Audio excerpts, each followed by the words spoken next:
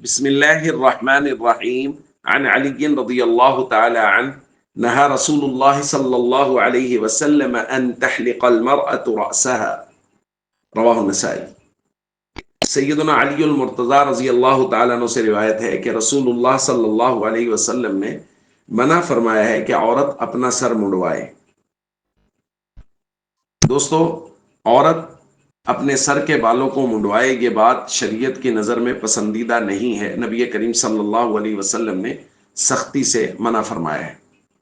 جہاں تک عورت کے بال کاٹنے کا تصور ہے کہ خواتین بال کاٹ سکتی ہیں یا نہیں، تو اس حوالے سے یہ بات ذہن میں رکھیں کہ اگر خواتین بال کاٹیں گی، چھوٹے چھوٹے بال کریں گی، جیسا کہ ہمارے ہاں فیشن کے طور پہ بہت ساری خواتین بال کاٹتی ہیں، تو یہ بالکل ناجائز ہے، چونکہ یہ مردوں کی مشابہت ہو جائے گی۔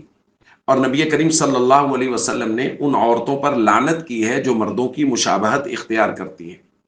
اس لیے بال کاٹنا بھی خواتین کے لیے درست اور جائز نہیں ہے۔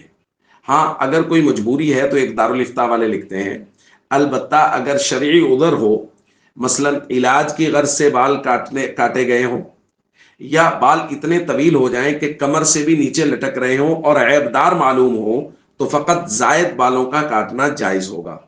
حاصل یہ ہے کہ عورتوں کا مردوں کی مشابہت یا فیشن کے طور پر بال کاٹنا ناجائز ہے۔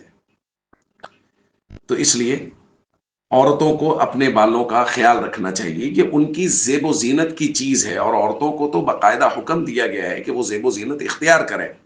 تو اس لیے بالوں کا خیال رکھنا، بالوں کو سنوار کے رکھنا، بڑے بال رکھنا، یہ شریعت کی نظر میں خواتین کے لیے پسندیدہ ہے۔